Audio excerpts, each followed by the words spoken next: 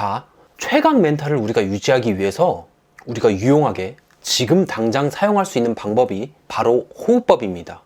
평정심을 유지하는 데는 1대1 호흡법, 긴장 상태일 때는 1대2 호흡법, 그리고 우리가 약간 졸린 루즈한 상태에서는 2대1 호흡법. 요것만 아시면 됩니다.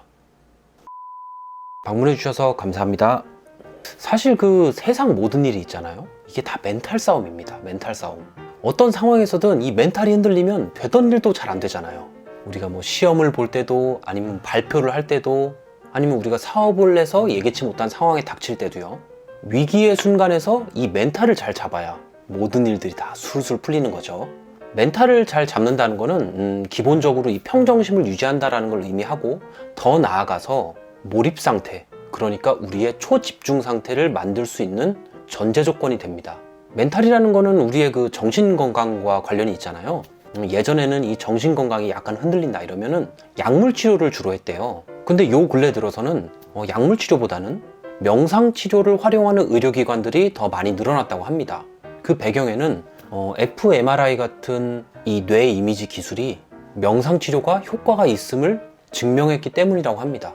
이 책에서 말하는 최강 멘탈은 단순히 이 평정심을 넘어서 우리가 몰입 상태로 들어가고 그에 따라서 최상의 퍼포먼스를 내는 상태를 말합니다. 조금 재미없긴 하지만 과학적으로 말씀드리면 이 몰입 상태에 진입하기 위한 적정한 뇌파의 주파수가 있다고 해요. 쉽게 말씀드리면 이 뇌파가 굉장히 저주파일 때는 우리는 자는 상태가 되는 거고요. 굉장히 고주파인 상태면 우리는 굉장히 극도의 흥분 상태인 거죠. 그래서 이 책에서 말하는 거는 너무 낮은 주파수랑 너무 높은 주파수의 중간 정도의 주파수, SMR 주파수라고 하는데 12에서 15Hz의 뇌파를 가질 때 우리는 최상의 퍼포먼스를 낼 수 있다라고 얘기를 합니다. 그 상태여야 몰입에 들어갈 가능성이 높다는 거죠. 자, 그러면은 어떻게 해야 최상의 퍼포먼스를 낼 수 있는 이 뇌파를 만들 수가 있을까요? 이게 궁금하잖아요. 여러분들에게 공유드리고 싶은 방법을 말씀드릴게요. 마인드풀리스라는 집중 방법하고 호흡법입니다. 첫 번째로 마인드풀리스는 현재에 집중하는 상태를 말합니다. 예를 하나 들어보자면 우리가 딱 발표를 할 때가 딱 되면 발표 전에 막 심장이 막 두근두근 하잖아요. 우리의 심장이 두근두근 하는 이유는 둘 중에 하나입니다.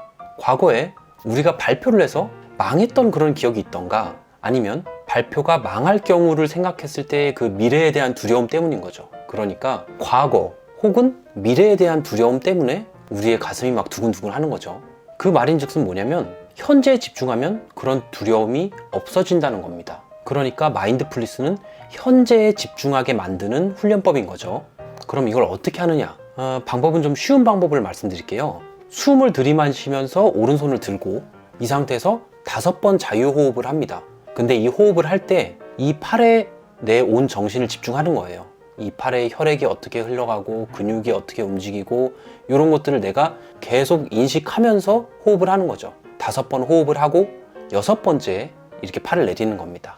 그리고 왼팔도 하고 그 다음에는 양팔을 같이 하고. 간단하죠. 그러니까 이 훈련법의 핵심은 뭐냐면 이 현재에 집중하는 겁니다. 이 현재의 내 팔 상태에 집중하는 거죠. 흔히 운동선수들은 이 굉장히 중요한 경기 있잖아요. 올림픽 같은 그런 경기에서 나보다 랭킹이 낮은 선수랑 경기를 할 때 훨씬 더 큰 부담을 느낀대요. 그래서 종종 나보다 실력이 떨어진 상대한테 지는 경우들이 생기는데, 이런 결과가 나타나게 된 원인에 내가 혹시나 이 상대한테 지면 어떡하지? 라는 그런 미래에 대한 두려움 때문에 내가 최상의 퍼포먼스를 못 내고 지는 경우가 생긴다는 거죠.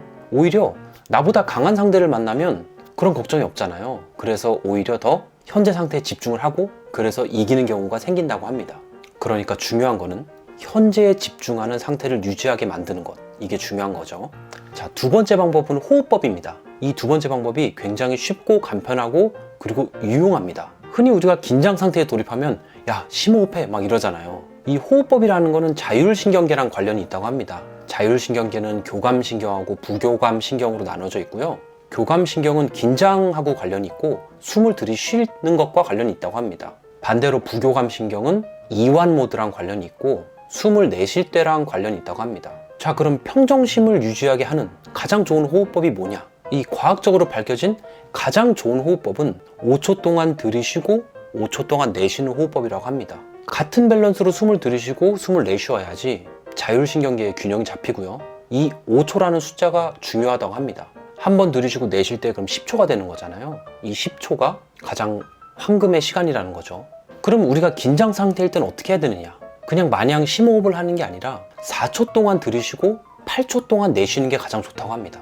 반대로 우리가 너무 루즈한 상태여서 막 텐션을 올리고 싶어. 그런 상태에서는 8초 동안 들이쉬고 4초 동안 내쉬는 게 가장 좋다고 하네요. 자, 그래서 마인드풀리스 방법을 이용해서 우리가 현재에 집중하는 마음 상태를 가지고 호흡법을 이용해서 이 자율신경계를 이 정상 상태로 유지를 하면 우리의 뇌파가 적정한 이완 상태와 긴장 상태의 그 황금 밸런스 지점에 이제 도달을 해서 몰입의 순간을 경험하게 만드는 기회를 많이 준다는 거죠. 사실 책에는 조금 더 효과적인 방법들이 많이 나와 있어요. 뭐 이를테면 요가 자세라던가 아니면 누워서 하는 뭐 마인드풀리스 방법이라던가 이런 것들이 이제 자세하게 소개가 돼 있지만, 하지만 그런 것들은 제가 여기서 말을 한다고 해서 여러분들이 하지 않겠죠. 번거로우니까. 물론 저도 안 할 겁니다. 그런 것들은. 우리는 쉽고 빠른 걸 원하니까요. 참고로 말씀드리면 이 마인드풀리스 방법하고 호흡법하고 우리가 긴장 상태에 있을 때 어떤 방법이 더 효과적이냐를 봤더니 호흡법입니다. 호흡법. 관련된 실험을 좀 했더라고요. 어떤 시간 제한이 주어진 과제를 수행하기 전에 2분 동안 안정을 취하고 과제를 한 것과 5분 동안 마인드풀리스 방법을 하고 과제를 한 것, 그리고 5분 동안 호흡법을 하고 과제를 한 것을 봤더니 이 뇌파의 변폭 수준이 5분간 호흡법을 하고 나서 과제를 수행했을 때 가장 안정적으로 가더라. 그리고 과제 수행도 잘하더라. 라는 그런 결과가 나왔다고 해요. 그러니까 여러분, 호흡법이 짱입니다. 우리는 호흡법만 알고 있어도 이 유튜브를 본 시간이 아깝지가 않은 거죠. 앞으로 평정심을 유지하거나 아니면 긴장도를 낮추거나 아니면 텐션을 올리고 싶을 때 이 호흡법을 사용하시면 좋을 것 같습니다. 오늘부터 부지런히 사용해가지고 우리 모두 이제 최강의 멘탈을 가지고 말이죠, 최상의 퍼포먼스를 내는 그런 사람들이 됩시다. 오늘 영상은 여기까지고요. 시청해주셔서 감사합니다.